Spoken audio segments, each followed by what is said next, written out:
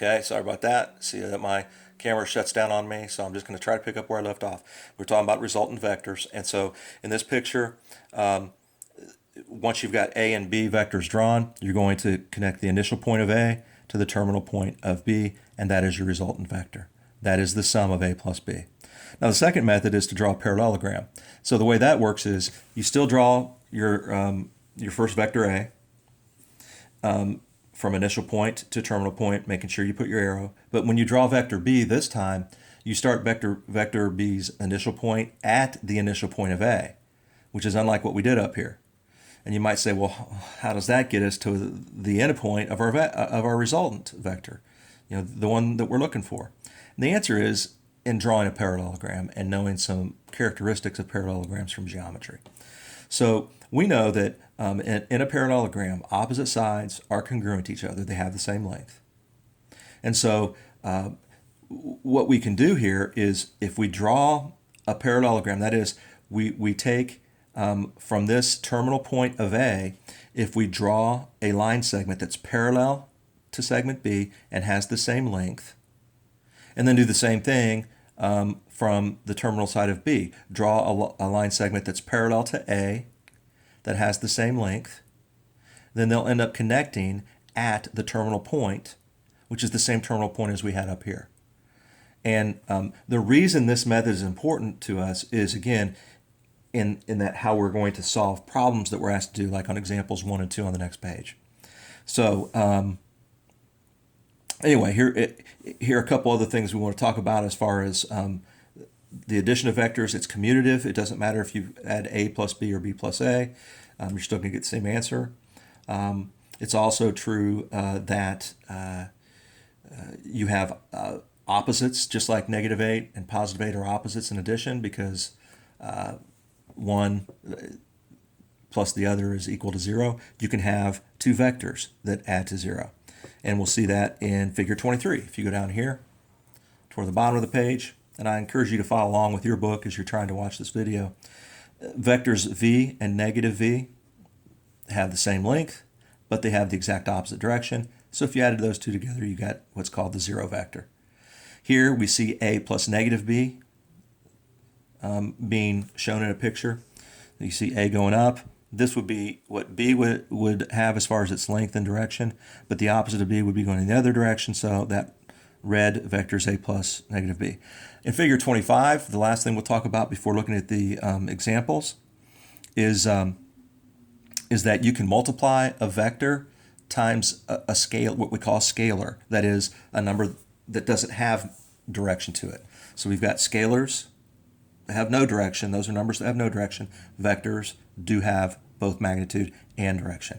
And so if we multiply an initial vector, we can multiply it by a number to make it bigger or make it smaller. And actually, we could also make it go the other direction if we multiply by a negative. So in figure 25, you see vector u. Then in blue, you see it being doubled by multiplying it by 2. Notice it still has the same direction. Once again, if we multiply it by 1.5, which is the same thing as 3 halves, you've got a vector that is still parallel to the original one, but it's not equal because it has an increased length. If you multiply by a fraction less than 1, well, there you go. You've got the green colored vector, which is 1/2 u. And then finally, the last one is not only doubling the original vector u, so it's the same length as what the blue one was, but we have also changed the direction by making it a negative number that you multiply by -2. So please read over this to help yourself understand a little bit better. I want to go into example 1. Before I do, at the bottom of the page there's an important green box about the properties of parallelograms. Keep in mind that 3 things: a parallelogram, opposite sides are parallel, obviously. The other thing that should be obvious to you is the opposite sides of a parallelogram are equal. And also, you may have forgotten, but the opposite angles that are opposite each other, you'll have 2 obtuse angles that are congruent, and you also have 2 acute angles that are congruent. The other thing that's important, the third thing to note, is really more important for what it isn't, not what it is. The diagonals of a parallelogram, if you draw both diagonals in a parallelogram, they're going to bisect each other. They're going to cut each other into 2 equal parts. And that may be important at some point, but what's more important is that understand that the diagonals do not bisect the angles. So if you look back at this picture in figure 22, you'll notice that in figure 22, I have marked angles 1 and 2 here in the picture. What I mean by what I just said is that angles 1 and 2 are not, I repeat, they are not congruent to each other if it's a parallelogram, unless it's a special type. But most of the time, they are not congruent to each other. The other important fact that I forgot to mention from 2 is point 2 down here in the green box is that consecutive angles, they say the word adjacent is another word for consecutive. Those two angles that I've marked with the single arc and then the double arc, they are always supplementary. That's a very important point when we get into the examples. Speaking of examples, here's example number 1. Finding the magnitude of a resultant. You're given two forces in this problem. One is 15 newtons and one is 22 newtons. A newton's just a measure of force. You may have seen it in your science class, say physics, where a newton is a little less than a quarter of a pound, basically. But they're saying that you've got these two forces. They're acting on a particular point in a plane, and the angle between those forces is 100 degrees. They want you to find the magnitude of the resultant force. So now you're starting to see some applications of how this might work in certain courses, especially in physics. So figure 26, what they've done is they've drawn, and it's arbitrary. Where you put your 15 and your 22 does not have to be like they did. What is important is that you get the parallelogram picture that they have. So they've drawn, and you can use different letters. They used P and Q here for the vector that represents 15. Then they said that they made PS to be the 22 Newton force. Notice they're different directions. Now they do have to be different directions, and the angle between them, it'd be nice if you made it something close to 100 degrees, but you don't have to take out a protractor and actually measure it to be 100. Just make it obtuse and then label it as 100 degrees. And so what they've done after they've done that picture is they created their parallelogram, which is what you'll need to do. And then they connected the initial point for both vectors, which is at point P here. And then they've drawn the diagonal to that opposite point where the parallelogram ended up meeting. That point R is your resultant vector's terminal point. So in this case, the answer in the picture form is that the resultant vector is vector PR, not vector RP, because it's got to start at P. So initial point P, terminal point R, that is a vector PR. But notice what they wanted. They wanted the magnitude of the original force. So by wanting the magnitude, what you have to do is now you have to look at your picture and say, okay, I've got 15 for PQ, I've got 22 for PS. How in the world am I going to find out this V? This is where the parallelogram becomes so important.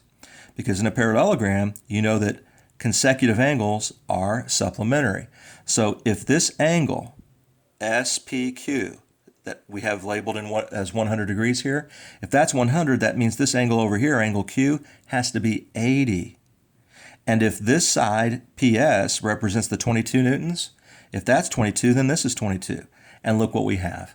We have a situation where we know this side is 15, this angle is 80 that's included between the two sides, and this side is 22. That allows us to use the law of sines to come up with the length of V. And that's what you see over here.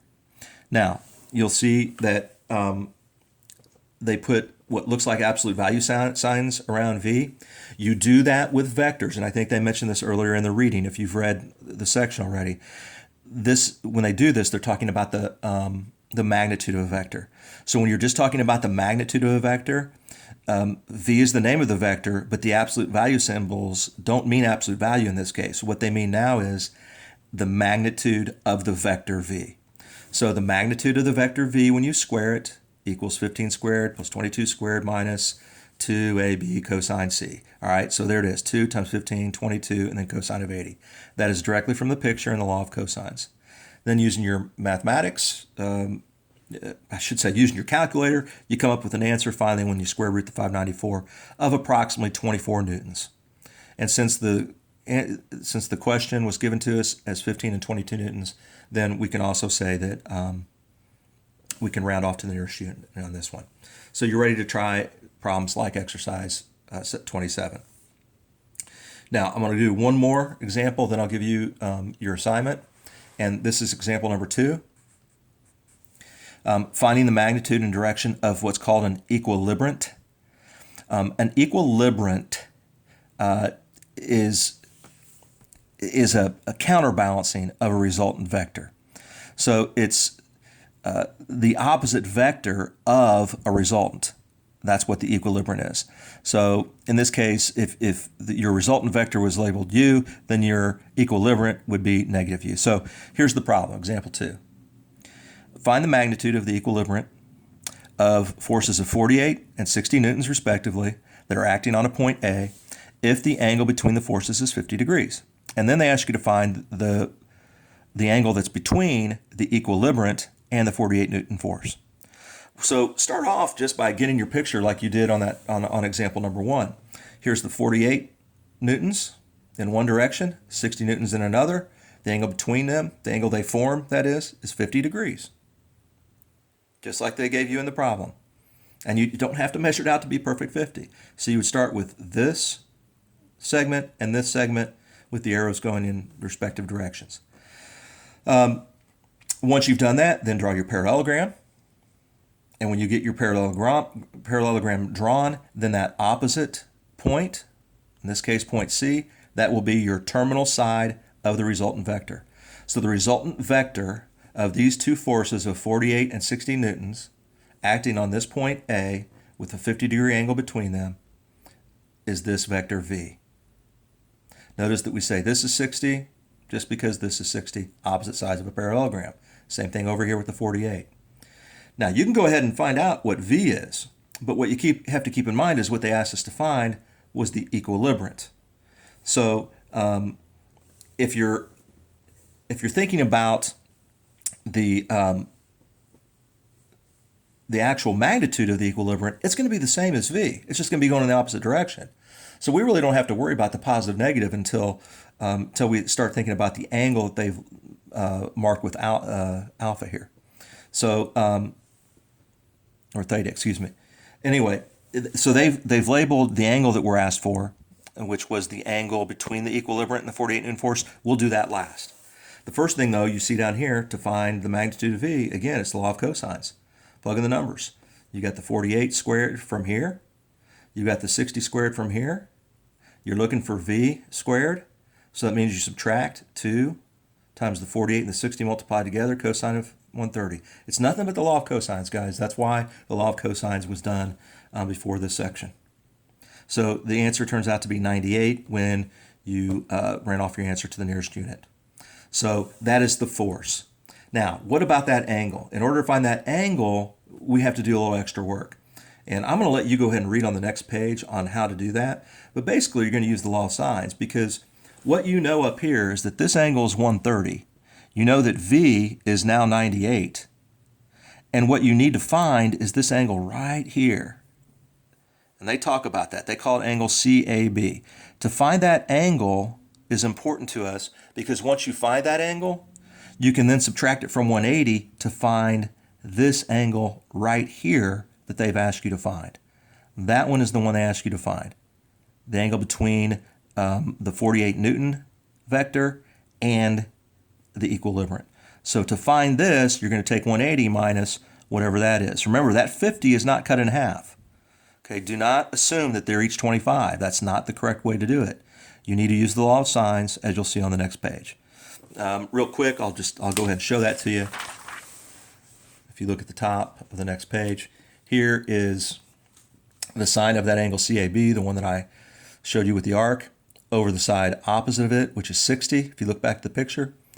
And the sine of 130, we just found its side opposite was 98. So that means that the sine of CAB is approximately 469 thousandths. And when you do the inverse sine function on your calculator, you'll get something about 28 degrees. Once you take that away from 28, hey, you've got alpha, you've got what you were asked to find. And now you're ready to try exercise 31. Try to keep these videos, I'll try to keep them in the future under 10 minutes. This was my first attempt, so I know we went a little bit longer.